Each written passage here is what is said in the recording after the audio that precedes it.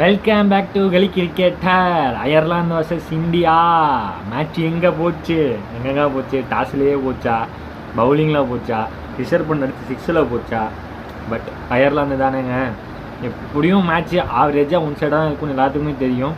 அதே மாதிரி ஒன் சைடாக தான் இருந்துச்சு. ஹர்தீப் சிங்கு, ஹார்திக் பாண்டியனுங்க யோசிச்சு பாருங்கள். மும்பையில் என்ன ட்ரோல் வாங்கினார். இப்போ வந்து வேறு லெவல் பர்ஃபார்மன்ஸு. பும்ரா, சிராஜ் ஒரு விக்கெட் எடுத்துட்டார்.